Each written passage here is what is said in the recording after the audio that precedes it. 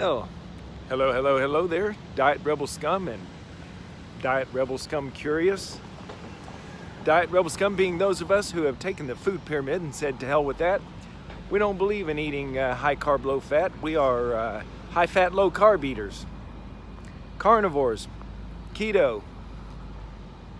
Just rejecting that, what we think may be really bad information that we've been given over the past several decades. I just wanted to give an update to my how I'm feeling at the moment. You know, I always brag to people about how I never get sick. I never get sick.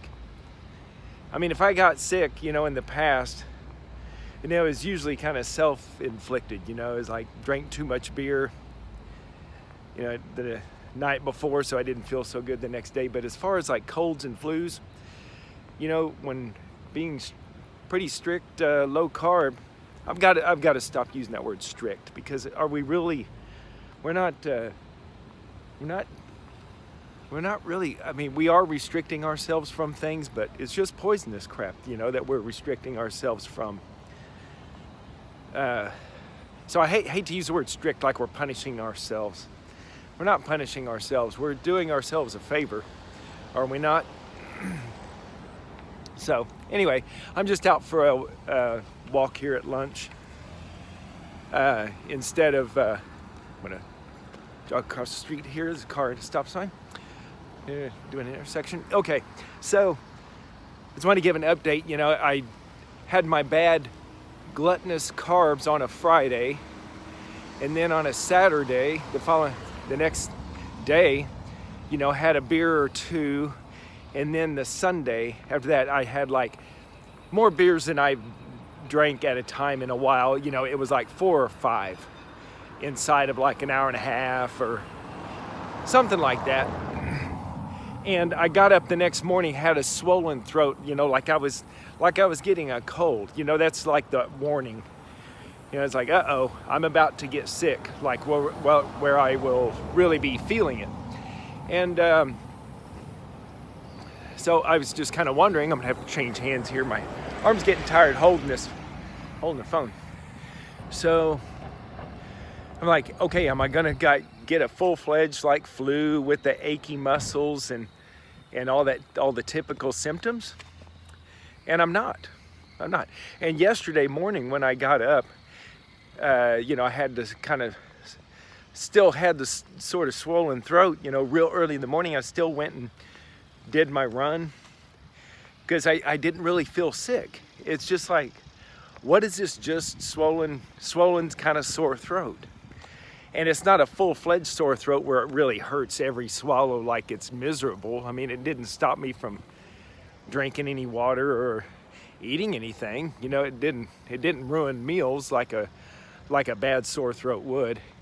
It's just kind of like an annoyance, you know, but nothing really horrible.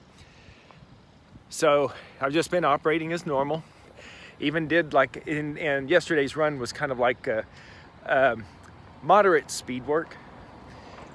Repeat 1 kilometers at what my goal marathon pace would be this November. So nothing too strenuous. And I felt fine during that, actually. You know, had coffee after as usual.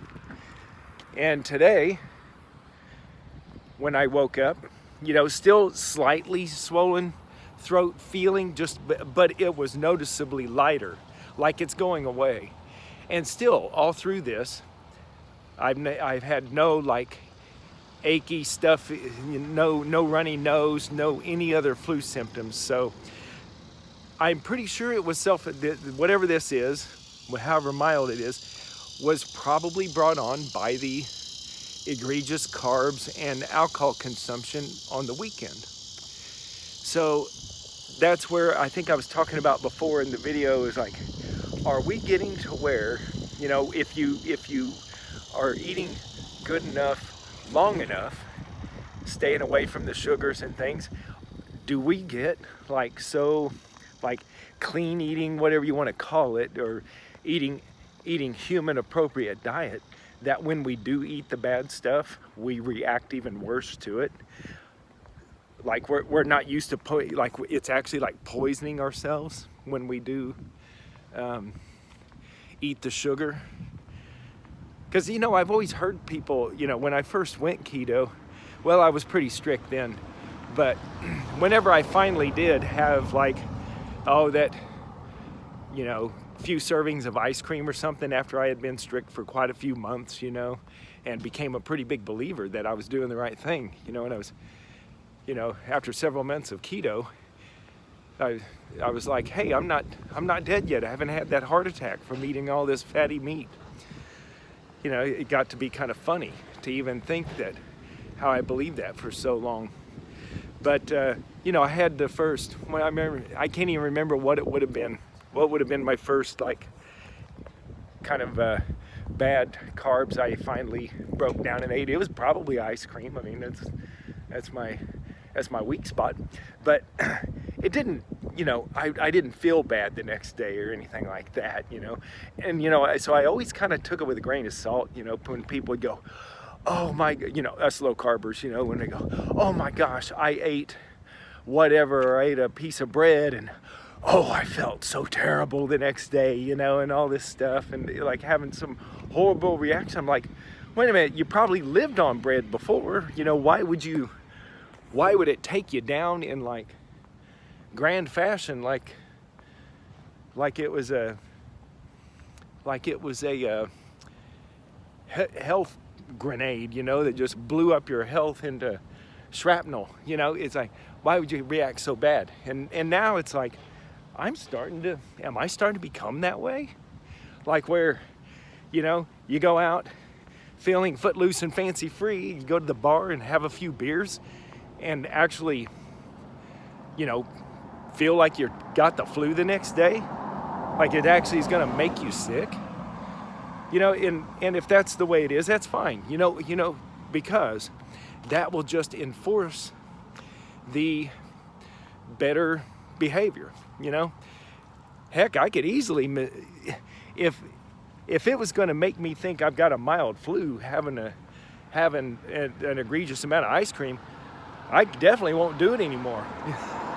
You know, ice cream's not worth that. I mean, is it yummy? Yes. Is it worth being sick the next day? No. Or sick the next 3 days? No. Nope. I'm looking to make this body a fine, well-oiled machine. So, anyway, yeah, this update, all this jabbering, and just to say, I think my sore throat's kind of going away, although I did bring my running stuff to run here at lunch. It's a beautiful day. I mean, it's still kind of warm. I'm starting to sweat out here a little bit. So, I mean, we're heading into fall. It's early September, and it's noticeably cooler than it would have been at this same time a month ago. And got full sun. I just want to get out and get some actual vitamin D, natural vitamin D. You know, here I am, basking under the sun, no sunblock, I'm not even wearing sunglasses, don't even have my prescription glasses on. Natural sunlight in the eyes, natural sunlight on the skin, you know, exactly what we're told not to do.